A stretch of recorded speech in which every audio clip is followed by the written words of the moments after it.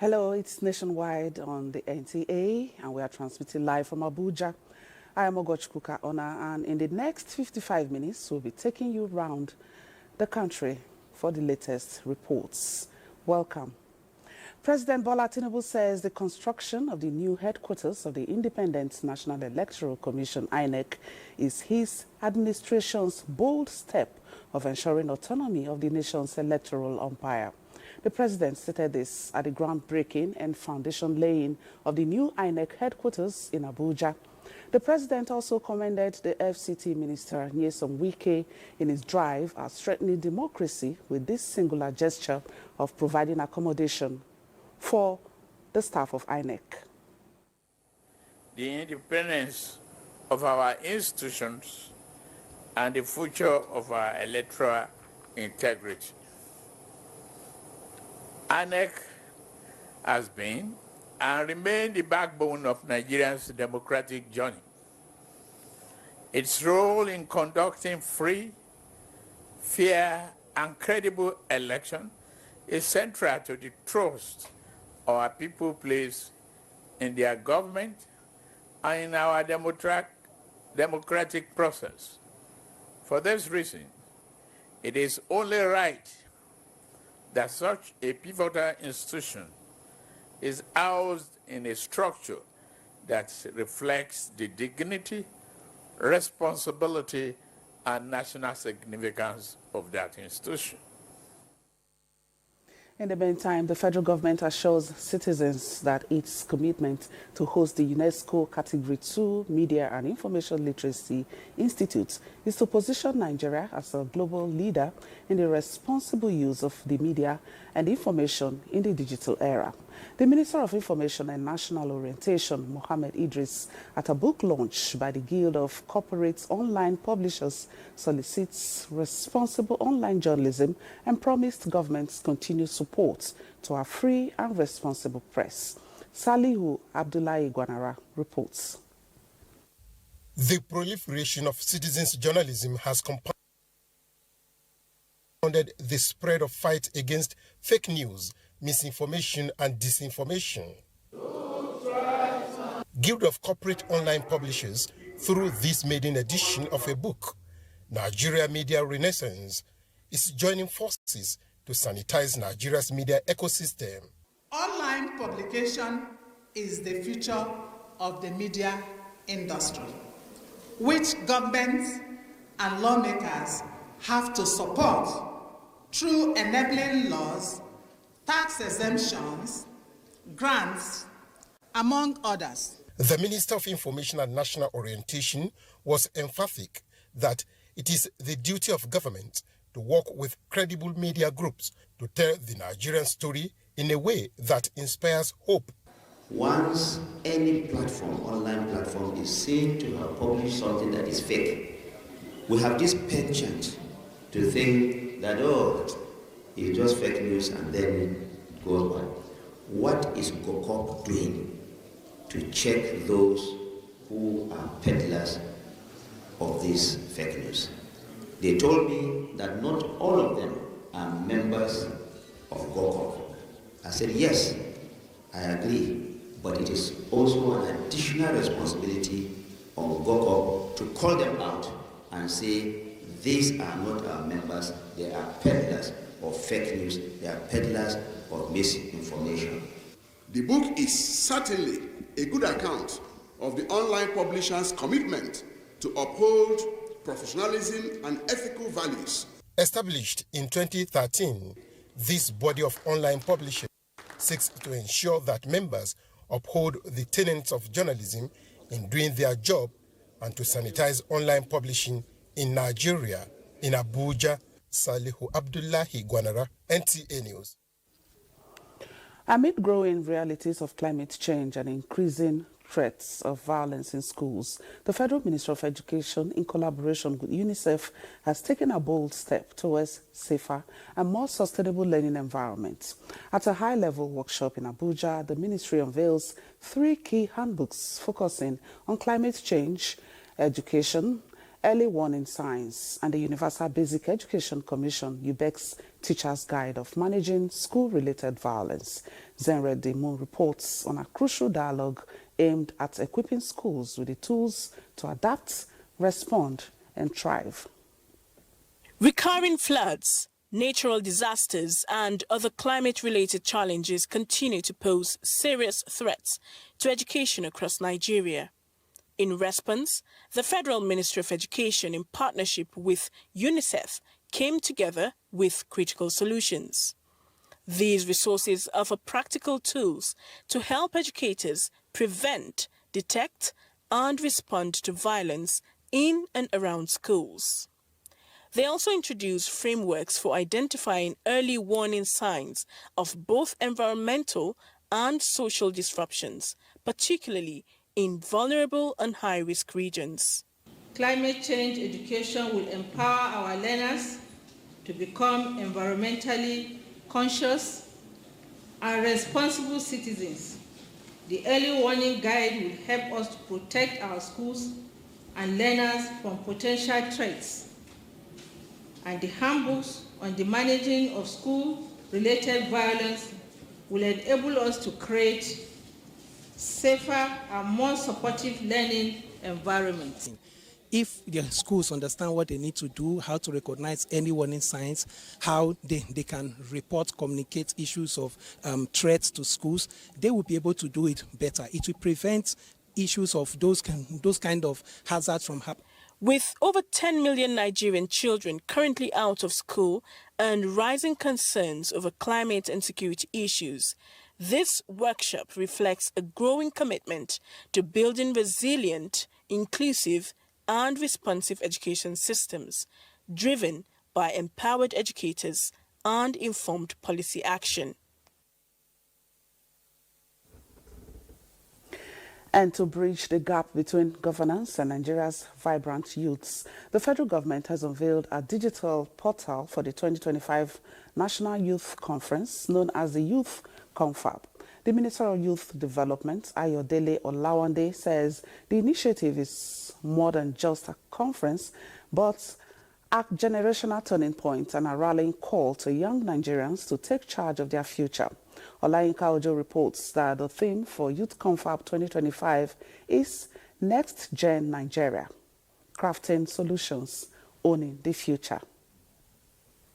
With youth development at the heart of his administration's agenda, President Bola Tinubu, during his Independence Day broadcast on October 1, 2024, announced plans for a 30-day National Youth Conference scheduled to hold in 2025. I want to assure you that your voices are heard. Fulfilling that promise, the President on March 10th inaugurated a 44-member planning committee at the State House, charged with shaping what has been described as a landmark movement in Nigeria's youth engagement history. For Victoria Famuyiwa and millions of other young Nigerians under the age of 35, the forthcoming Youth Confab represents more than an event. It is an opportunity to be heard, to be seen, and to be part of the solution. She wants to like.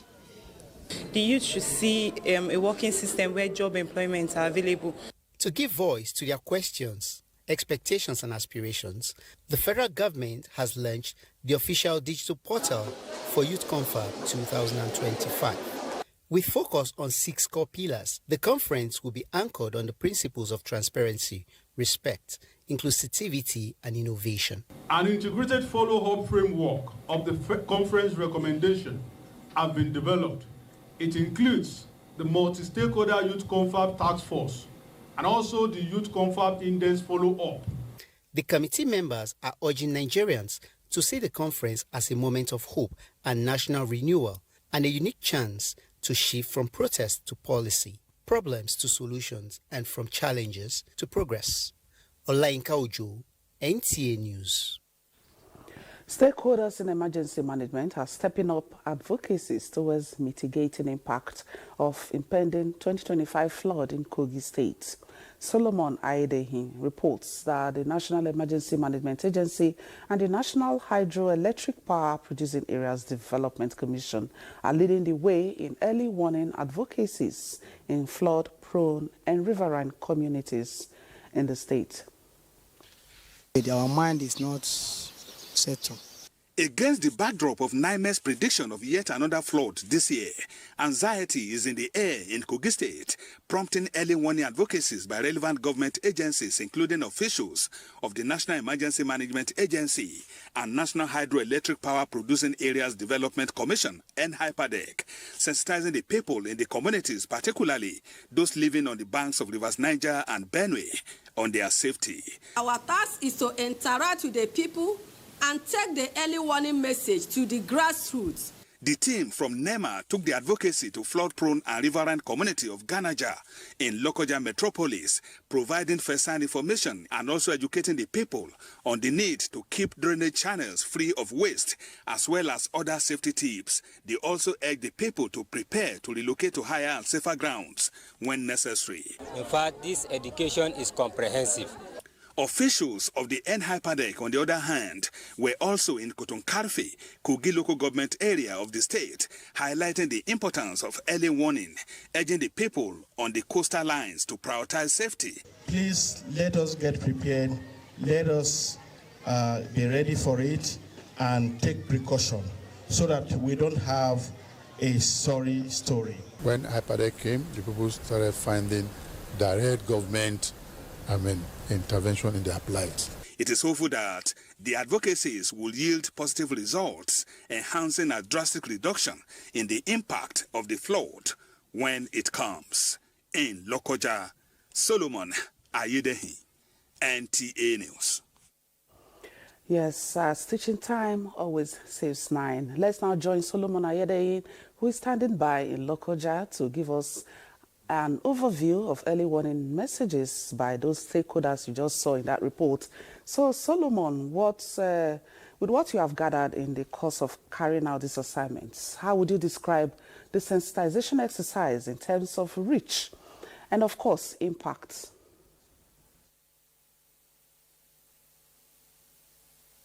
Come to Lokoja, the Kogi State capital. I'm right by the bank of River Niger in Adankolo community in the suburb of the state capital. I must tell you that the target of the emergency management agencies is to take the message of the fact that the flood is coming again as predicted by NIMET to riverine communities, beginning from Kotonkarfi across Lokoja to Ida and other riverine communities of the state. The people at the locals, they have expressed their commitment to work in collaboration with these agencies to take the message to the grassroots. And we are hoping that at the end of the day, it will go a long way to mitigate the impact of the flood, knowing fully well that the presence of rivers Niger and Benue has made the state vulnerable to flooding. So the prediction of NIMET of yet another flood has brought anxiety on the people. So to many, the sensitization carried out by both NHYPADEC and NEMA is timely. And this will go a long way to reduce the impact of the flood. For more insight on what the people living on flood-prone areas in Kogi State need to know now, during, and after the disaster, let's meet Mr. Vincent Falodun, an environmentalist in the State Ministry of Environment. Can you advise our people what they need to know? The issue of flooding, especially in Kogi, Lokoja, and other towns living in the coastal areas, is no longer a news. The effect of flood in 2012, 2018, 19, and so on has left a terrible blow and impact on the people. And with the prediction this year, I think it's no longer news that the people should be armed to the teeth, and the best thing to do is to begin to identify safer ground. The government of the state has actually provided some accommodation, and I think they need to identify such places and take advantage of them. We have religious organizations too. We have friends, family members that are not living in the coastal area. They should quickly take advantage of those windows and opportunities so that they won't have an adverse effect of the impact of the flood. Again, children, their properties, their pets, and some of their materials, useful properties, they should begin now to relocate them to safer ground. Again, they should begin to see how they remove maybe either their AC, their electric gadgets, and the rest of them. And of course, disconnect even their houses that may likely be flooded so that the cases of electrocution will not happen. Then, in the event of flood, when the flood has actually come, they should be very careful to make sure that they don't enter a flowing water or a flooded place, because you don't know the reptiles and dangerous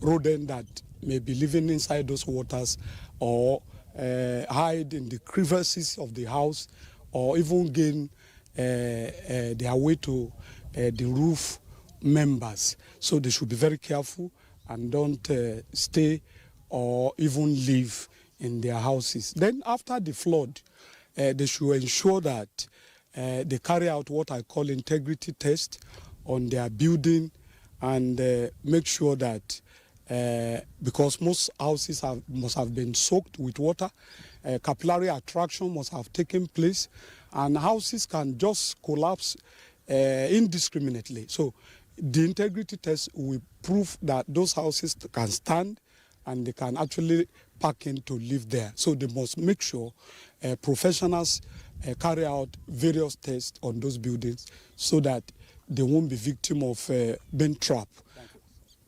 Thank you, Mr. Vincent Falodun.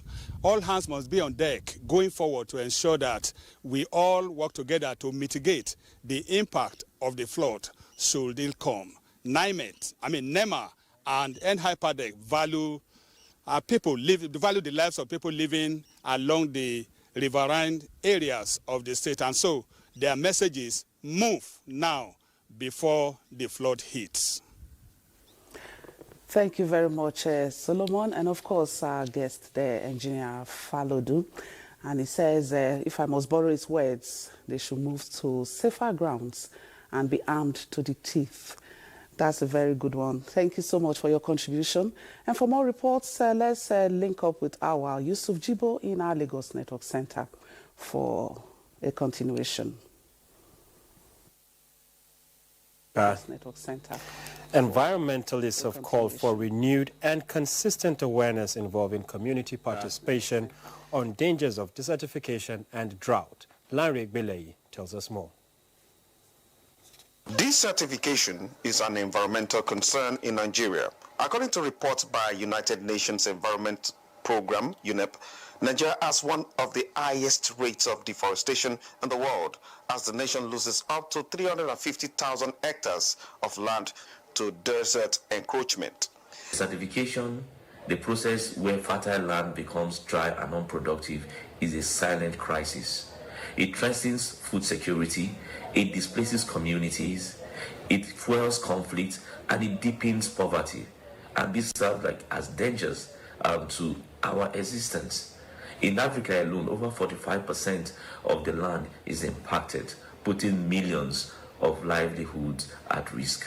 Causes of desertification in Nigeria include human activities, climate vulnerability, overgrazing, unsustainable agriculture, bush burning, and urbanization.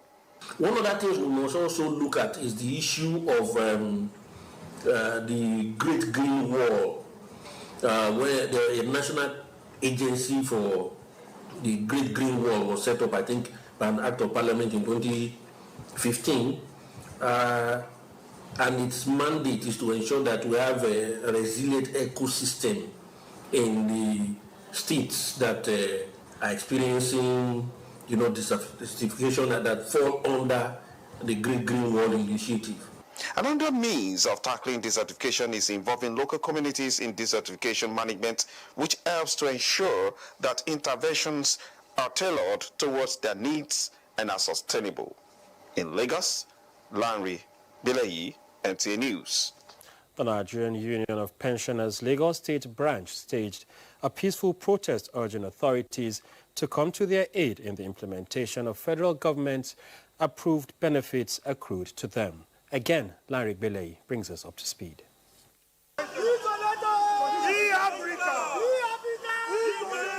The Pension Transitional Arrangements Directorate, PTAD, office in Lagos were faced with unsmiling faces of some senior citizens at their premises on a peaceful protest. They are showing their displeasure over what they describe as a non-implementation of the federal government's approved 32,000 naira increment since last year. We are saying that all our rights must be paid and implementation must be made this June. Without that, it will not rest. I'm pleading on behalf of the mothers that they should please pay us this money. The 25,000 palliative and then 32,000 increment. Most of the retirees interviewed, including 89-year-old Christopher Orji, were at loss for what they describe as unsavory situation. I invested on sending my children to school, and what they spend on me for my health, every one of them at least try to send 50,000 every 3 weeks or monthly. If I'm waiting for the salary, I could have been in grave. That's what I'm saying. They appeal to the President and the National Assembly to look into their plight. In Lagos, Lanre Bileyi, NTA News. That's our contribution from Lagos. Nationwide, we'll continue with Fatima Hassan in Makurdi after this break. Don't go. Thanks for joining us in Makurdi.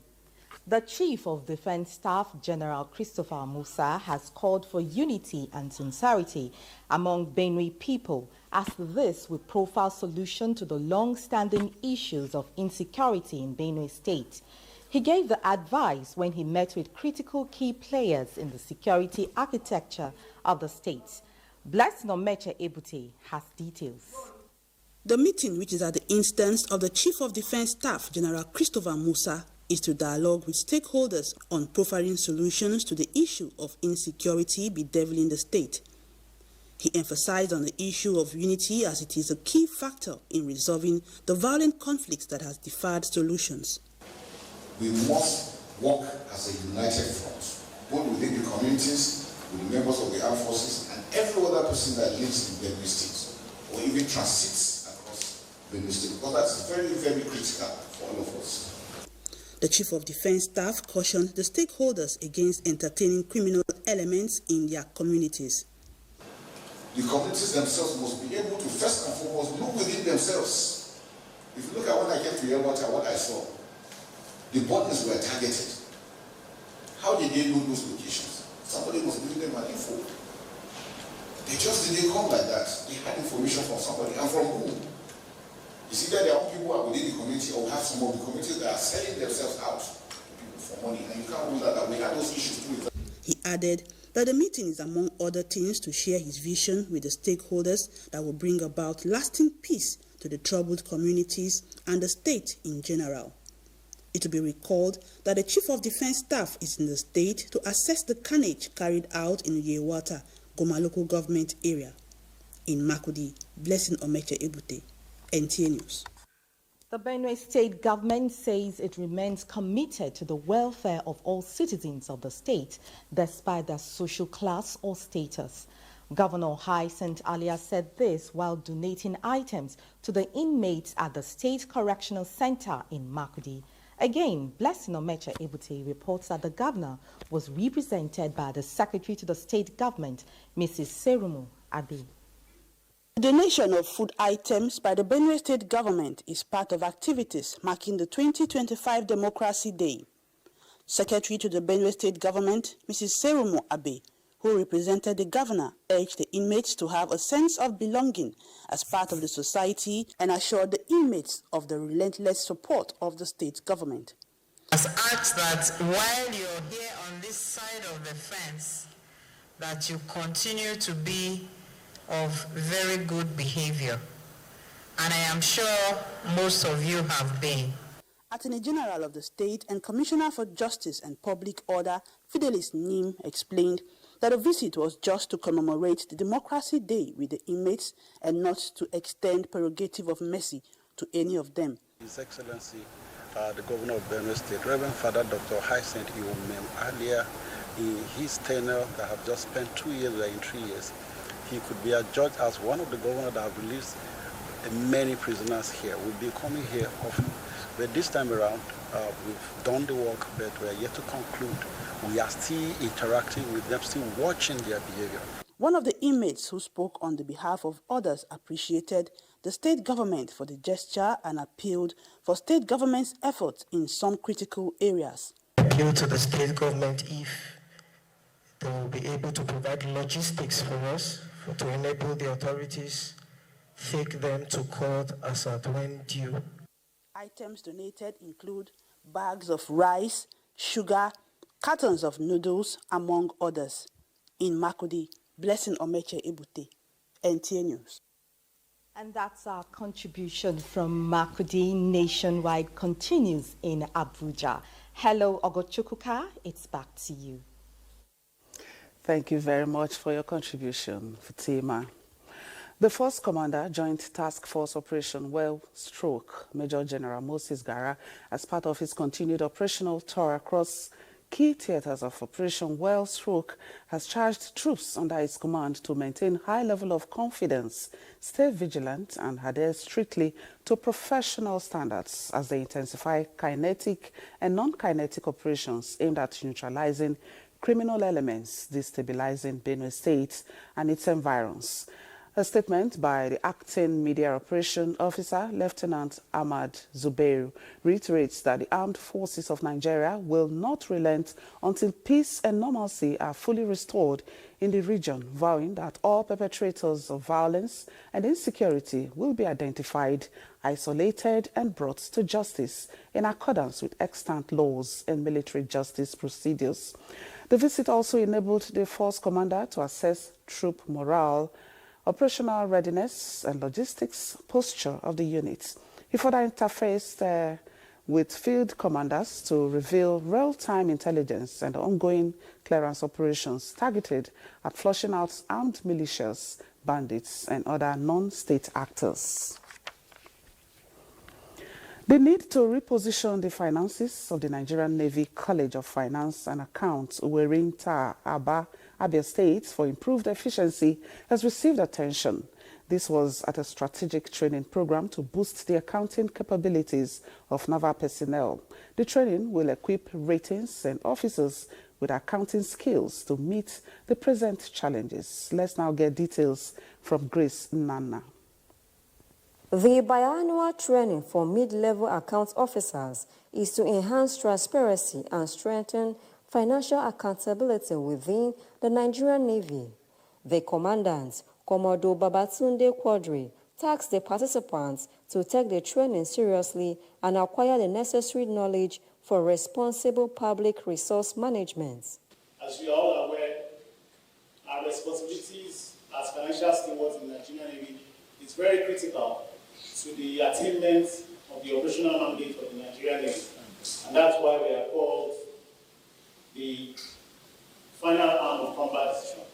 Guest lecturer, Captain Chigozie Irem, delivered a lecture on the strategic role of financial management in naval operations. He emphasized the importance of effective planning, allocation, and utilization of resources in supporting the Nigerian Navy's mission. The Naval Headquarters J&B branch could also enforce spot checks, audit measures, to ensure that finance officers are doing the right thing. The training featured interactive sections that shed light on gray areas, providing participants with clarity and insights. This initiative underscores the Nigerian Navy's commitment to financial excellence, aligning its accounts and finance officers with global best practices and reinforcing the integrity of its financial operations. In Aba, Grace Nana, NTA News. And from Aba, we are heading straight to Enugu, and our newscaster is Comfort Ayim. Hello, Comfort. How is Enugu today? Good afternoon, and many thanks for joining us in Enugu. To achieve reduced incidents of tanker accidents and explosions in Nigeria, drivers must ensure regular vehicle maintenance and follow route guidelines. These and other multifaceted approach were highlighted in a sensitization campaign on tanker fire accident and explosions organized by the National Emergency Management Agency, NEMA, in Enugu. Chimaroke Ugu reports. Tanker explosions can have devastating consequences, resulting in loss of lives, environmental damages, and economic disruptions.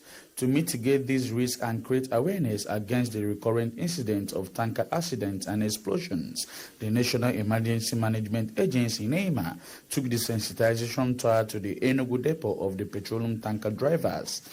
The sensitization workshop is aimed at reducing risk of tanker explosions and mitigating their impact on communities and the environment. Whenever you see any disaster, please don't feel.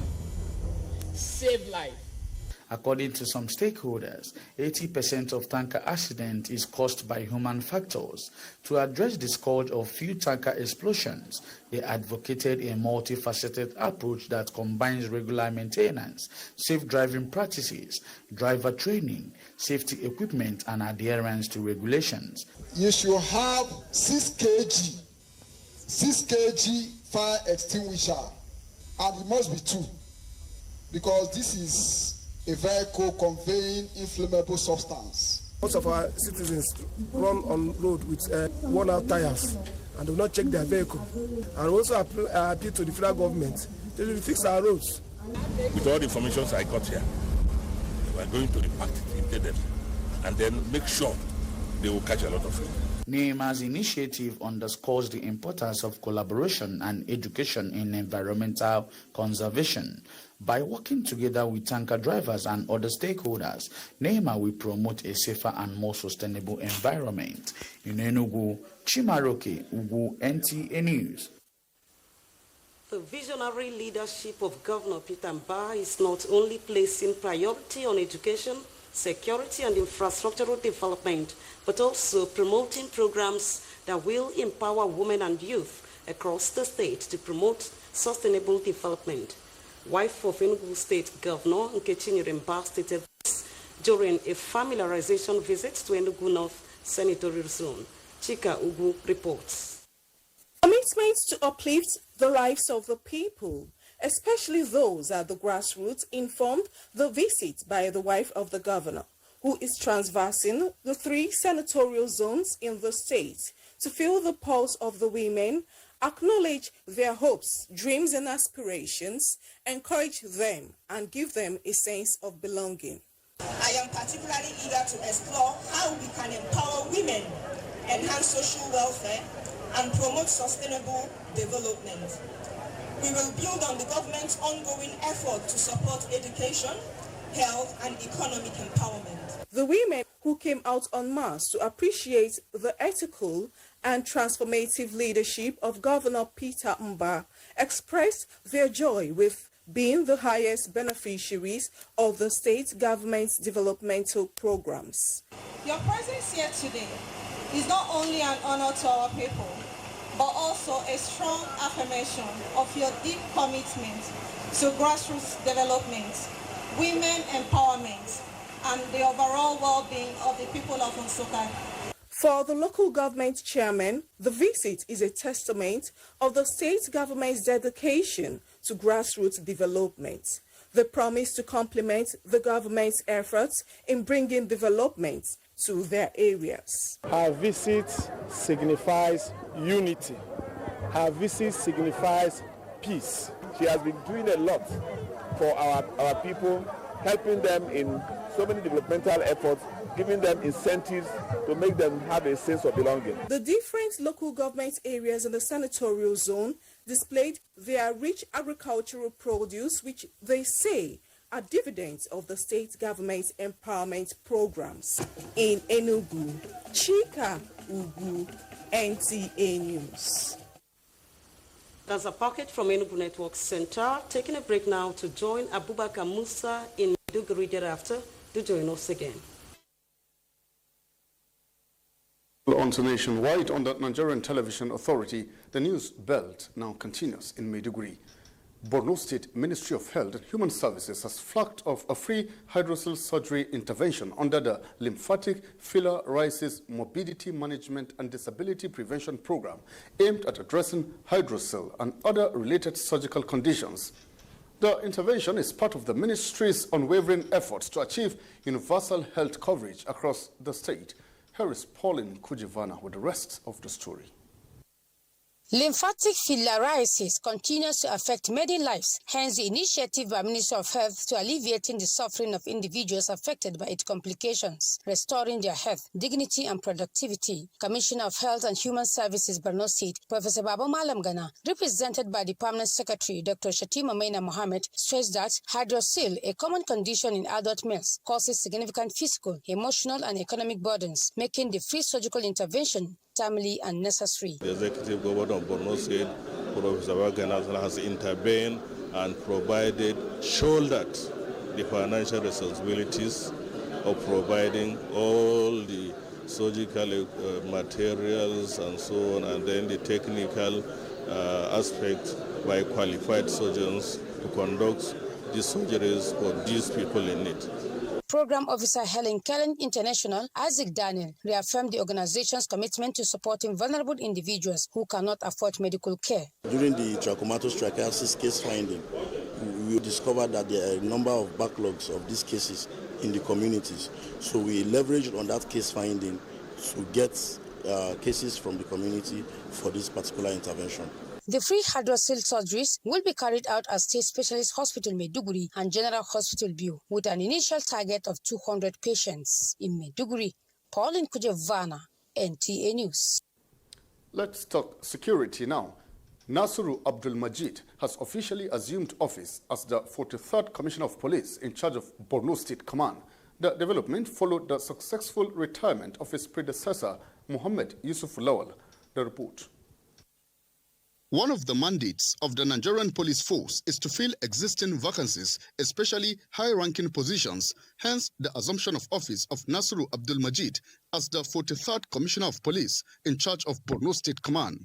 Addressing senior officers and personnel of the Borno State Police Command, the new CP reiterated that steadfast commitment to work and tackling crimes and corruption-related activities will not be compromised.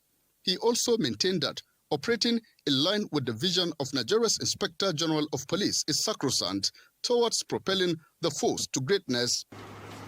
I thank the Inspector General of Police, IGP, Haide, Adeolu Egotoku, PSD, MPM, for the trust reposed in me to lead this command at such a critical time in our state history.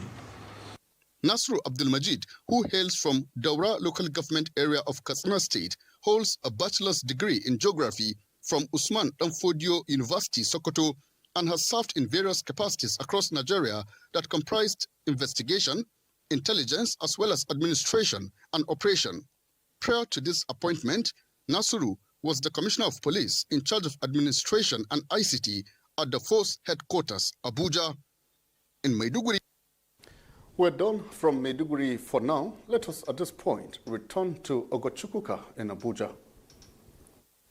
Thank you, Abubakar, for your contribution. And back here now, the House of Representatives is suggesting that mining licenses of firms found to have violated provisions of the Mining Act be withdrawn by the Ministry of Solid Minerals.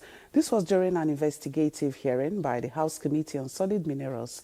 National Assembly correspondent Joshua Ogunjide takes it from here. Requirements for mining operations include but not limited to payment of royalty, proof of VAT, remittance, mining lease, mining plan design, environmental audit, waste management permit, minimum work plan, list of employees, and expatriate quota. Two mining firms, iTech and Ganfeng Limited, at the investigative hearing, failed to provide proof of remittance of royalty, approved field storage plan, minimum work plan, and more importantly, Community Development Agreement, CDA. So this is the minimum work program for our company. Approved from the ministry. Ordinary, because if you use our sales, it shows that you are going to have less royalty because we are stockpiling of land as I'm talking to you. So we are using our explosive factor to calculate the royalty. This is what you get the community you are making billions of naira from. Please provide this committee with a copy of your CDA for 2019. Yes, sir. What we have here is 2024. Other items I could take with levity, but a CDA is all that community will ever get. Do you know the tremor they go through every time a house, a rock is blasted? Can you compensate them for that? The House Committee on Solid Minerals therefore constitutes subcommittees for status inquiry as it resolves to embark on oversight visit to mining sites of the company. Equally right to make. They had better start reviewing this issue of CDA. This 10th assembly will not watch our citizens being raped in broad daylight.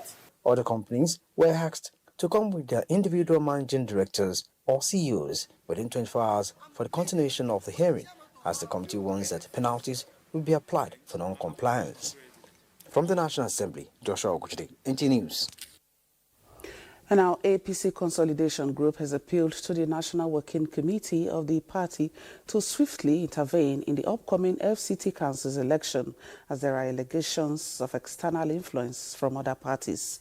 The group alleged that certain elements from an opposition party are manipulating the platform to deprive genuine members of the right to contest in the forthcoming party primary election, especially in Amak, Kuje, and Boari area councils.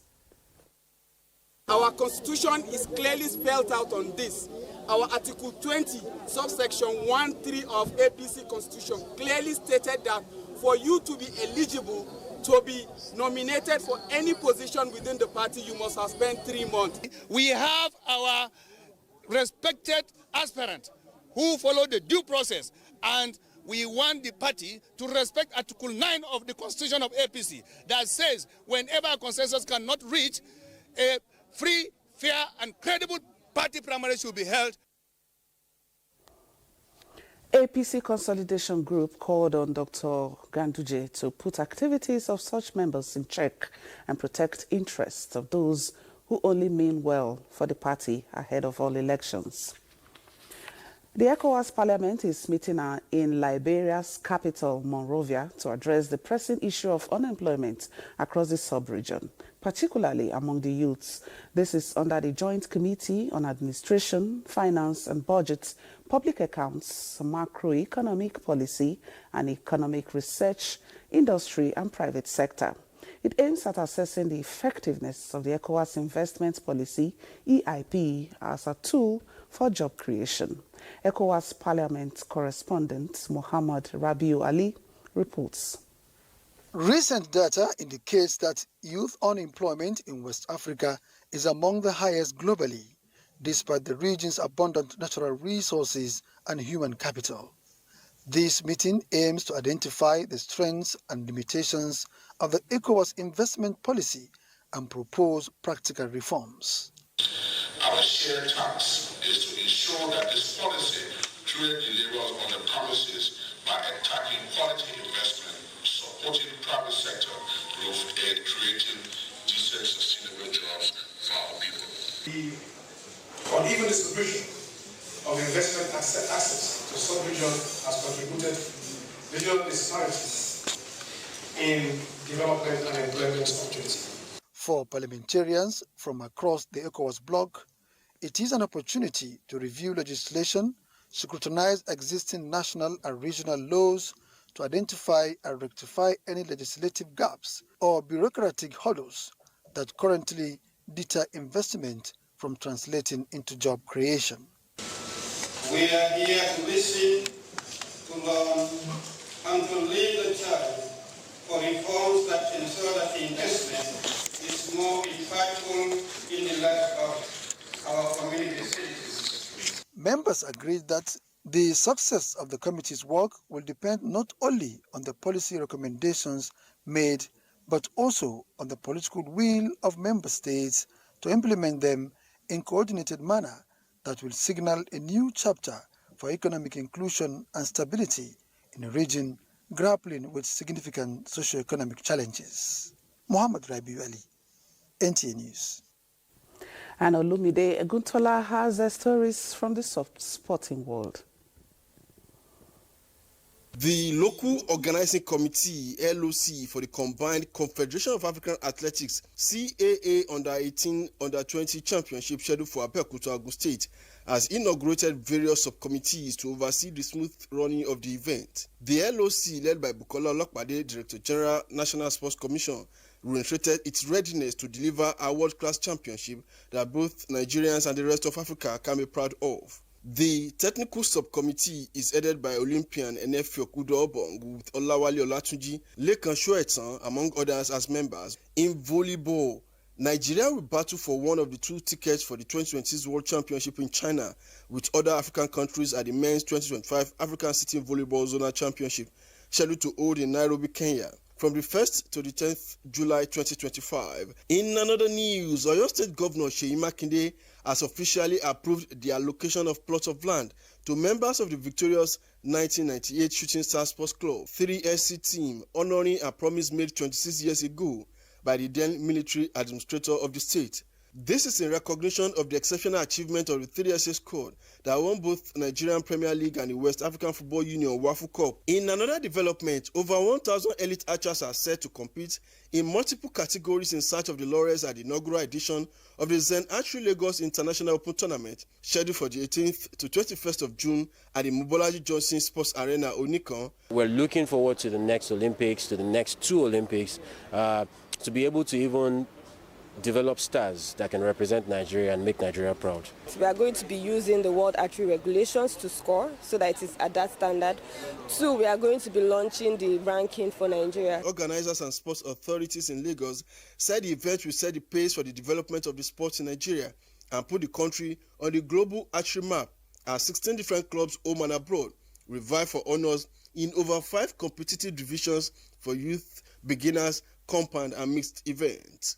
With Sports Update, Olumide Eguntola, NTA News. And that's Nationwide Today. On behalf of our